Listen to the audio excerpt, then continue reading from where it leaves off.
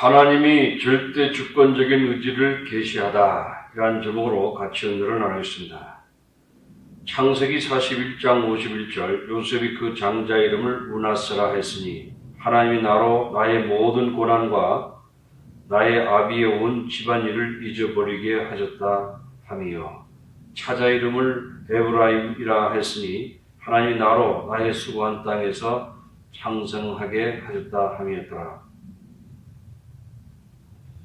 요셉의 삶의 가장 밑바닥을 보여주고 있습니다.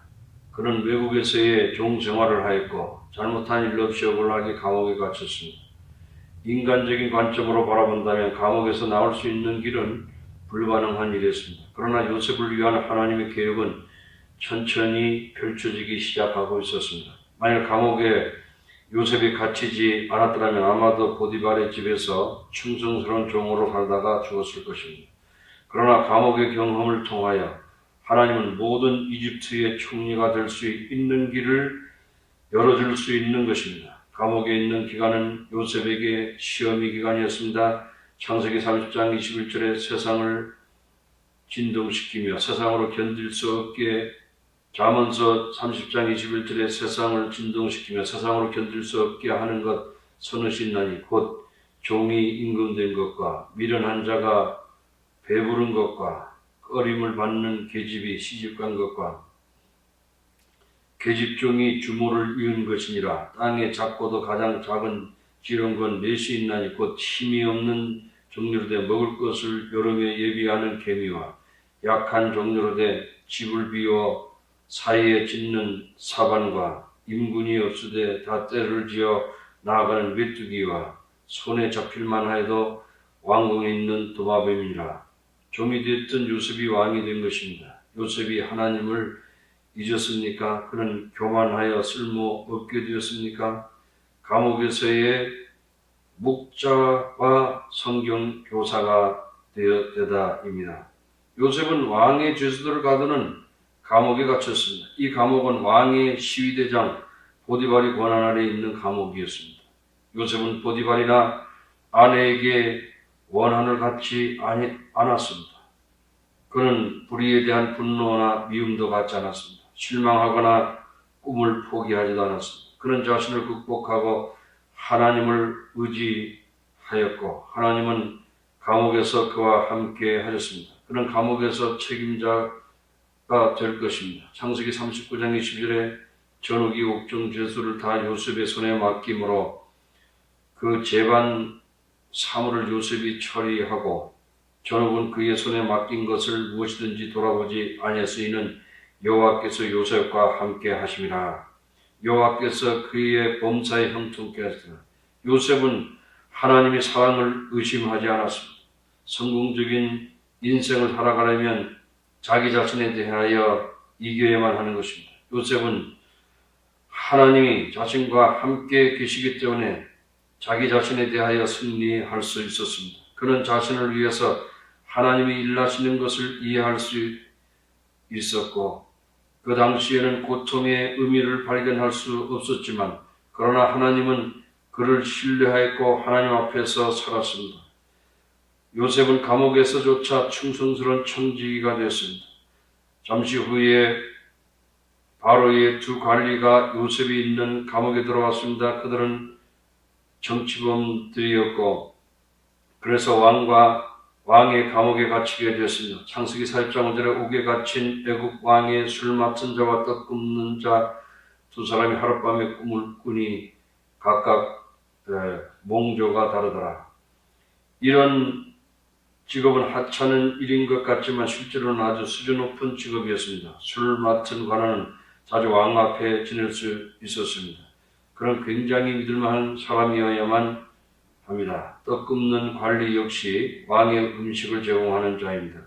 왕의 음식에 독을 넣을 수 있는 위치에 있습니다. 이 사람들이 어떤 이유로 고소를 당했는지 그들이 유죄인지 무죄인지 기록되어 있지 아니합니다.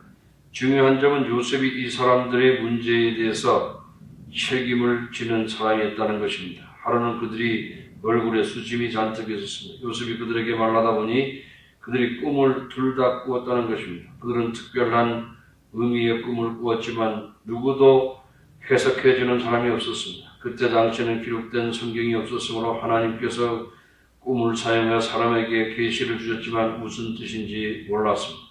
창세기 40장 8절에 그들이 그에게 이르되 우리가 꿈을 꾸었으나 이를 해석할 자가 없도다. 요셉이 그들에게 이르되 해석은 하나님께 있지 아니하나이까. 청컨대 내게 구하소서. 그들은 성경 교사가 필요했습니다.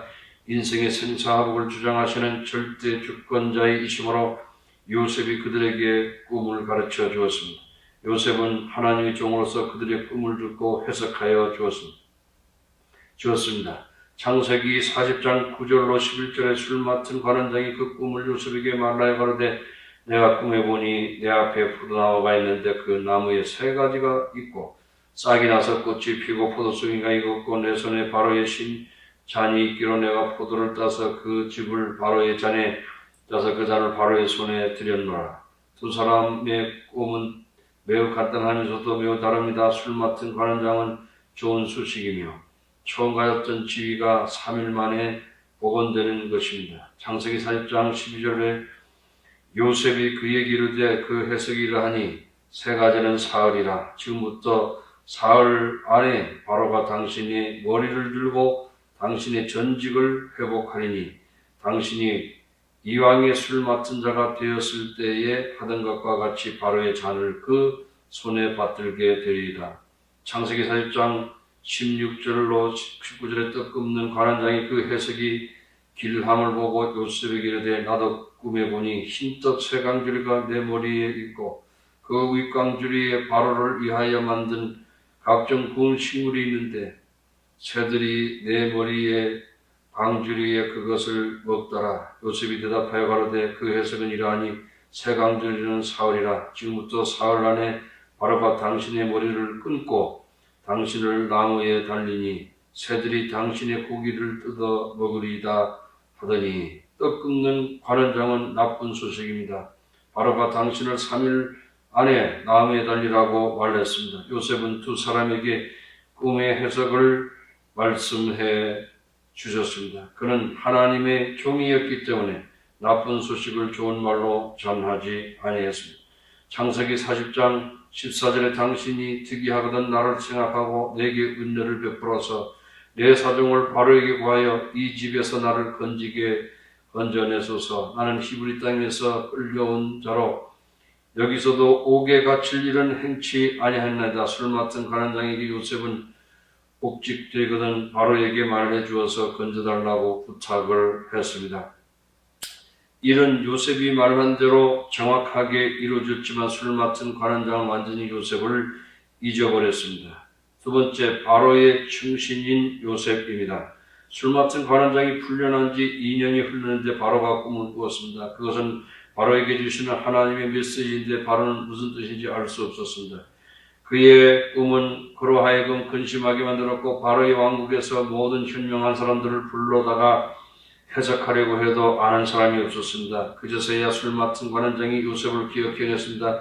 창세기 41장 1절에 만 2년 후에 바로가 꿈을 꾼 적 자기가 하숫가에 섰는데 보니 아름답고 살찐 암소가 하수에서 올라와 갈밭에서 뜯어먹고 그 뒤에 흉악하고 괴리한 다른 7 암소가 하수에 올라와 그 소와 함께 하숫가에 섰더니 그 흉악하고 괴리한 소가 그 아름답고 살찐 소를 먹은지라.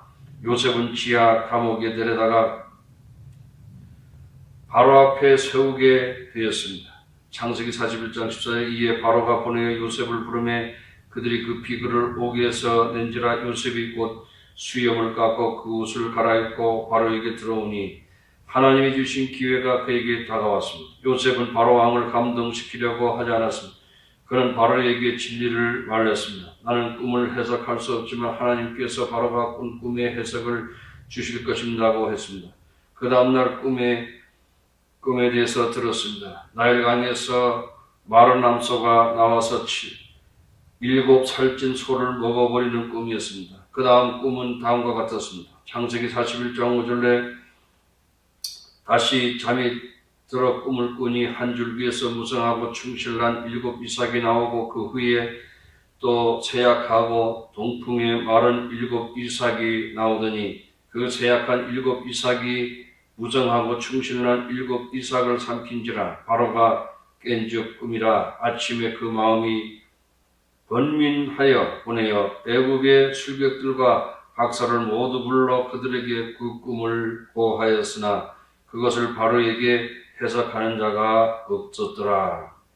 다른 7 이삭이 무성하고 충실한 7 이삭을 삼키는 꿈이었습니다. 요셉이 바로에게 하나님께서 그분이 하시고자 하는 일을 바로에게 계시하신 것입니다 하고 꿈을 해석하였습니다. 만일 당시에 바로 왕이 대부분의 바로처럼 교만한 사람이었다면 하나님이라는 말씀이 화가 났을 수도 있었을 것입니다. 역사적인 바로 왕들은 자기가 자신들을 신으로 생각하였습니다. 그러나 여기서의 바로 왕은 요셉이 하나님의 증거를 말할 때 반대하지 않았습니다. 바로는 매우 조심스럽게 요셉의 말을 들었습니다. 요셉은 바로에게 하나님은 애굽이 7년 동안 풍성한 곡식을 수확하게 될 것과 그 후에 7년 동안 극심한 흉년이 될 것을 말했습니다. 창세기 41장 29절에 26절에 7 좋은 암수는 7회여 7 좋은 이삭도 7회니 그 꿈은 하나이라. 그 후에 올라온 괴리하고 흉악한 7소는 7년이요 동풍에 말라서 기빈 7 이삭도 7 흉년이라. 내가 바로에게 고하기를 하나님이 그 하실 일로 바로에게 보이신다 함이 이것이라. 이 말씀은 바로가 꿈을 통치하는 것이 아니라 하나님이 애국과 세계를 통치한다는 것을 잘 말씀해주고 있는 것입니다. 창세기 41장 34절에 바로께서는 또 이같이 행하사 국중에 여러 관리를 두어 그 7해 중년에 애굽 땅에 5분지를 거두되 그 관리로 장차 올 풍년의 모든 공물을 거두고 그 공물을 바로의 손에 들려 양식을 위하여 각 성에 적치하소서. 요셉은 바로가 요청하지 않는 몇 가지 충고를 더 붙였습니다. 요셉은 또한 7년의 풍년이 들 때에 곡식을 잘 저장할 때가 7년 흉년이 들 때 무사히 지낼 수 있도록 왕에게 말했습니다. 바로 왕은 요셉이 가정적인 미래의 예언의 말에 성내거나 화내지 않았습니다. 화내는 대신에 오히려 감격하고 깜짝 놀랐습니다. 하나님이 영에 감동된 이런 사람을 어디서 찾을 수 있으랴 하고 말했습니다. 창세기 41장 38절에 바로가 그 신하들에게 이르되 이와 같이 하나님이 신에 감동한 사람을 우리가 아직 어찌 얻을 수 있으리요 하고 요셉에게 이르되 하나님이 이 모든 것을 내게 보이셨으니 너와 같이 명철하고 지혜있는 자가 없도다. 너는 내 집을 치리하라. 내 백성이 다 내 명을 복종하리니 나는 너보다 높음이 보좌뿐이니라 하는 말을 했던 것입니다. 아멘.